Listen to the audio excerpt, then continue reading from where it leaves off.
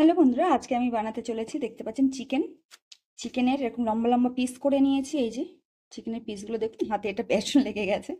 এই চিকেনের পিসগুলো এরকম লম্বা লম্বা করে কেটে নিয়েছি। করব চিকেন পকোড়া একটু আলাদা স্টাইলে। তো 3 চামচ মতো চালের গুঁড়ো এখানে দিয়ে দেবো, 2 চামচ মতো বেসন।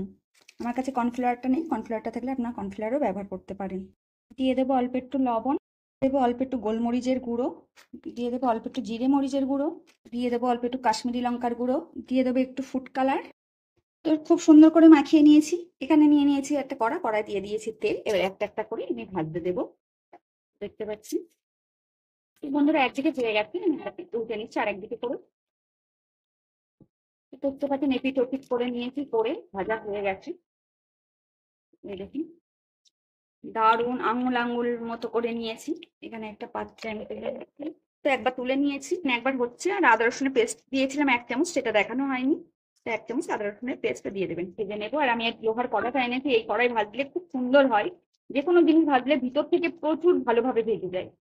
তো বন্ধুরা দেখতে পাচ্ছেন চিকেন পকোড়াগুলো হয়ে গেছে, কত সুন্দর হয়েছে। একদম শক্ত আর ভিতরে একদম নরম। এই দেখুন খুব সুন্দর হয়েছে।